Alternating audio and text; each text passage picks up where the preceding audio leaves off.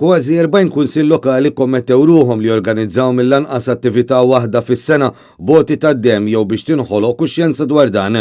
Jekk il-ftehim mill-Assoċjazzjoni tal-Kunsilli Lokali u ċ-Ċentru tal-Oti u Trasfużjoni tad-Demm ikun suċċess u maħsub li jiżdiedu aktar minn 1000 borza demm fis-sena.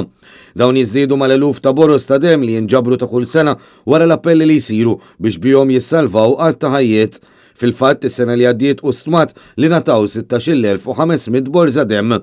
Ma dawn wieħed irid jgħod lil madwar 6,000 persuna oħra li marru jagħtu d-demm iżda li għal xi raġuni jew oħra ma setgħux jagħtu.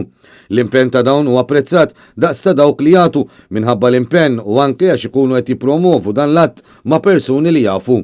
Waqt ċerimonja tal-iffirmar tal-ftehim quddiem id-Deputat Prim Ministru Ministru tas-Saħħa Chris Fern kien rikonoxxut l-impenn tal-Kunsilli Lokali li jaċċettaw li jipparteċipaw fl-inizjattiva.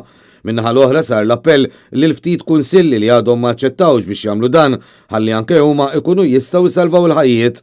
Min jagħti d-demm u mitlub jieħu miegħu l-karta tal-identità biċ-ċentru ta' trasfużjoni u loti tad-demm fi Gwarda Manġa jiftaħ kuljum 7 ijiem fil-ġimgħa bejn it-8 ta' filgħodu u s-6 ta' filgħaxija.